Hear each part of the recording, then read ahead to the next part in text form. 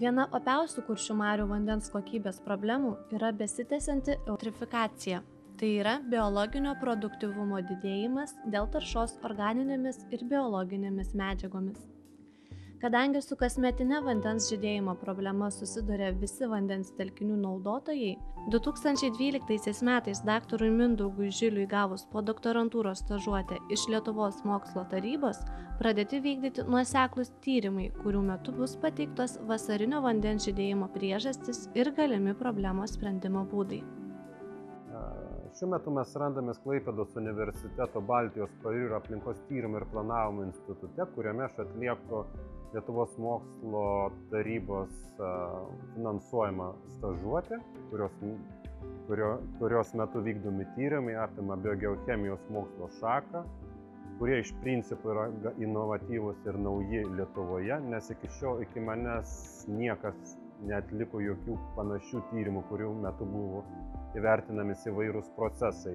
Lyginant su kitomis mokslo šakomis, tai yra pakankamai nauja disciplina, nors tiek Europoje, tiek ir pasaulyje tai yra gana plačiai naudojamas, plačiai tyrinėjamas mokslas. Šios stažuotės metu mano tikslas yra atskleisti dugnų nuosėdų vaidmenį Kuršių mariose, šitoje didžiausioje Europos lagūnoje, kaip dugnų nuosėdos gali įtakoti vandens žydėjimą. Kaip pamatysime šiandien, realiai Kuršių marios yra padengtos ledu, bet jeigu atvyksite jūs vasarą, Kuršių marios intensyviai žydi, jos yra praradusios, sakykime, visą rekreacinę vertę, tai yra baisus kvapas ir būtent stažuotės eigoje siekiam išsiaiškinti priežastis, kurios nulėmė būtent tokią situaciją Kuršių mariose. Dugno nuosėdų tyrimai prasideda nuo kelionės į Kuršių marias. Vasarą vandeniu, žiemą ledu. Mėginiai imami kiek toliau nuo kranto tiek seklesnėse apie 1 metro gylio, tiek ir gilesnėse 3–4 metrų gylio Kuršių marių vietose dėl skirtingų dugno nuosėdų savybių. Vasaros metu paimama net 30 tokių dugno nuosėdų kolonėlių iš skirtingų Kuršių marių vietų. Tačiau žiemą, spaudžiant šaltukui, mėginių paimama mažiau. Šaltuoju metų laiku darbus kiek apsunkina storas ledo sluoksnis bei prišalanti įranga. Kad išsiaiškinti problemą, kodėl žydi Kuršių marios, reikia imti mėginius. Ir ne tik tai vyksta vasarą, kada yra šilta ir ypatingai žydi marios, bet visi tyrimai prasideda žiemą, kada dabar yra minus 7 laipsniai. Ir šiuo atveju mes kadangi kausto visas marės ledas, mes įsigręžėme skylę ir iš šito paimsim dugno nuosėdų kolonėlės. Kuršių mariose mėginiai imami būtent su rankiniu gruntuotraukiu, kurį jūs matote čia ir sakykime, jo apatiniam gale yra pritvirtinta dugno nuosėdų kolonėlė. Šiaip iki šiol tokiu būtent būdu Kuršių mariose kaip ir niekas neėmė. Tai yra, kada pasiemama yra kolonėlė, nesuardytų struktūros. Ir šitas metodas, sakykime, arba šitas kaip paimti dugno nuosėdų kolonėlės, buvo, kaip sakant, pasiskolintas iš danų ir italų. Ir tokiu metodu realiai yra dirbama visoje Europoje ir pasaulyje. Realiai mes esame vieninteliai, kurie dabar naudojam šitą metodą Lietuvoje.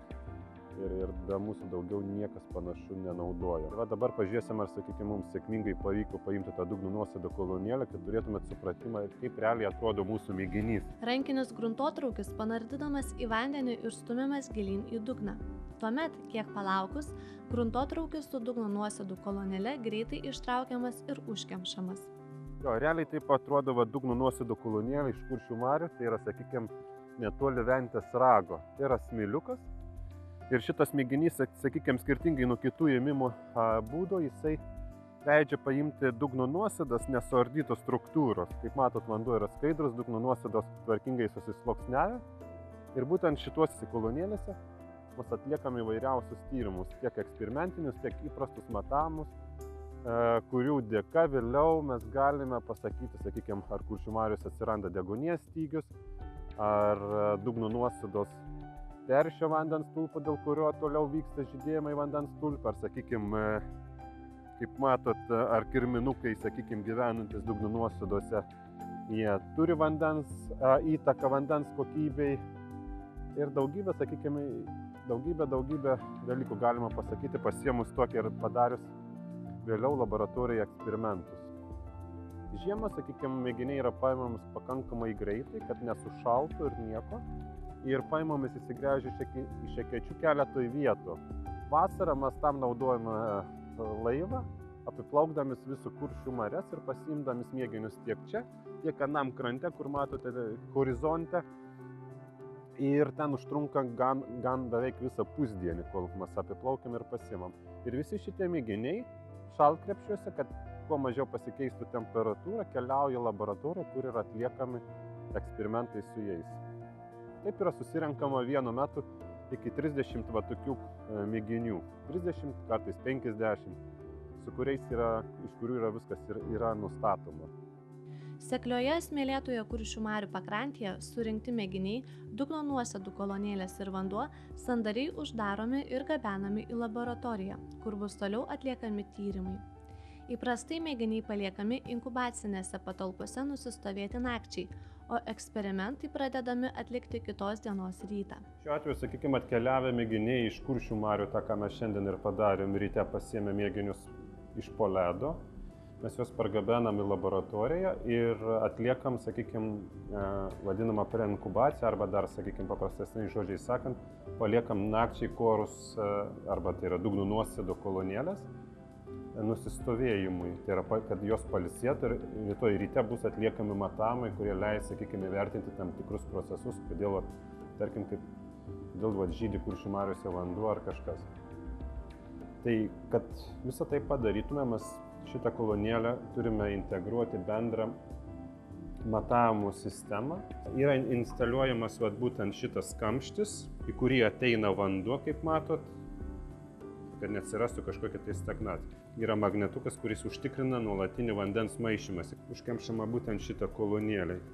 Ką jūs pastebėsite, tai kad pro kitą galą jau vanduo laša, vadinasi išeinam. Tai yra įstatoma, jinai paliekama, sakykime, per naktį ir visas vanduo taip ir srūva. Jeigu atkreipsi dėmesį, pamatysite, kaip sukasi nuo šito centrinio magneto, kuris sukuria elektromagnetinį lauką. Ir tik viena šita kolonėlė realiai visada funkcionuoja kaip atskira maža ekosistema, kurioje vyksta tam tikri procesai ir šiuo atveju, sakykime, kuriuos mes norėtumėm išmatuoti ir be abejo ir išmatuojam galiausiai ir po to yra, sakykime, interpretuojama ir susidaromas bendras vaizdas, ar Kuršių marius, sakykime, įtakoja vandens kokybę ar ne, ar Kuršių marius atsiranda deguonies stygius, ar dugno nuosėdos gali sukelti tą vandens žydėjimą ar ne vasaros metu. Tolesni tyrimai ir eksperimentai atliekami Klaipėdos mokslo ir technologijų parke įrengtoje laboratorijoje.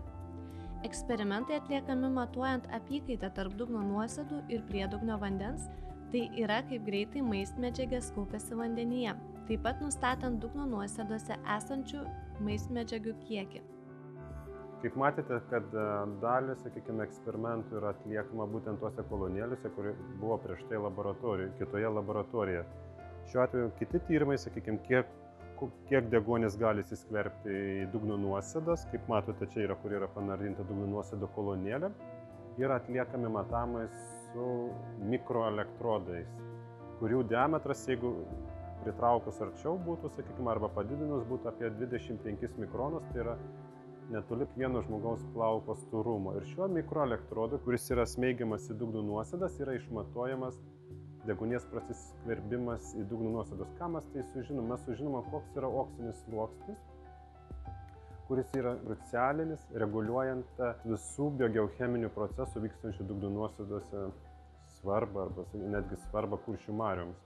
Šiaip iš tikrųjų yra sukurti ne visi sensoriai, kaip matėt, nustatyti visoms, sakykime, parametrams, kuriuos mes norėtumėm. Tai šiuo atveju tik tai yra vandenilio sulfidų, deguonies.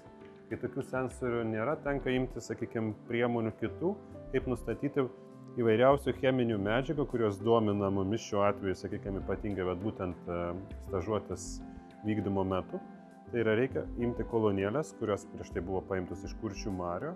Jos yra užmaunamos būtent ant šito specialaus įrenginio ir visos procedūros metu dugno nuosėdos bus supjaustomos tam tikro gylio. Be abejo, mes nepasieksime tokios precizikos kaip norėtumėm su mikroelektrodu, kad kiekvienas mažas atpjautas sluoksnis būtų ten mikrometro ar kelių dešimčių mikrometro storumo, tai šiuo atveju mūsų realiai mes tai galim padaryti apie 5 mm tikslumu. Ir šiuo atveju, kadangi kolonėlė jau yra paruošta, mes uždedam vadinamą tą staliuką. Pasirinktas, sakykime, intervalas, tai yra būtent šita plokštelė, tai yra 1 cm tikslumu. Visos dugno nuosėdos arba už karto apdorojimas, bet kadangi visada trūksta laiko, nes vyksta paraleliai kitų daugybė darbų, tai dugno nuosėdos yra užšaldomos -80 laipsnių temperatūroje tolimesniai analizai, kada laiko lieka daugiau. Tai va, realiai yra, taip keliauja dugno nuosėdos būtent į visus šaldiklius. Ir kiekvienas, sakykime, sekantis žingsnelis vėl yra kartojamas, sakykime, taip pat. Tai va, vėl gaunasi, sakykime, dabar mes randamės dugno nuosėdų nuo 1 iki 2 cm gylio ir taip, sakykime, kiek mumis duomina, mes galim tai daryti iki 30 cm gylio. Bet visi procesai aktyviausiai vyksta pirmuosiuose 10 cm, o ypatingai mikroskalė. Bet kadangi, kaip minėjau, mikroskalėje mes naudojam būtent kitą priėjimą, kaip tai identifikuoti, tai yra deguonies mikroelektrodas. Šiuo atveju, taip mes pjaustydamis dugno nuosėdas mes išspaudžiame arba iš jų gauname arba ekstrahuojame mumis dominančias cheminės medžiagas, šiuo atveju, sakykime, įvairiausias formas azoto, fosforo arba silicio ir be abejo metalus manganą ir geležį, kurie be abejo reguliuoja šitų maismedžiagių patekimą į vandens storymę arba vandens stulpą, kurie yra atsakingi už kuršių marių eutrofikaciją vasaros metu. Kaip matėte, sakykime, tie lašiukai, kurie iškremta iš šito visos kolonėlės, kur buvo toj visai praeitoj laboratorijai, tarp daugybės šlangelių, visi mėginiai atkeliauja būtent čia, kurie yra išanalizuojami. Iš vienos pusės paprasčiausia, bet kitų sudėtingesnių metodų, tai yra spektrofotometrinių metodų nepertraukiamo srauto sistemoje. Šiuo atveju mes nustatome, kiek yra įvairiausias formas azoto, tai yra amonės, nitritai, nitratai, be abejo fosforo forma, tai yra fosfatai, silikatai, kurie yra svarbus vėlgi, sakykime, pažįstant kuršių marias ir pažįstant dugno nuosėdos ir įvertinant dugno nuosėdų svarbą apsivalymo procese ar aplamai įvertinant dugno nuosėdos svarbą šitam eutrofikacijos procese vasaros laikotarpiu. Tai visi mėginiai be išimties turi praeiti šitą visą, sakykime, mėginių analizės ciklą. Apibendrinus visus tyrimus ir pakartojus juos vasaros metu bus galima atsakyti į klausimą, kas nulemia vandens žydėjimą kuršių mariose ir kaip spręsti šią problemą, kad šiltuoju metų laiku kuršių marios neprarastų savo patrauklumo.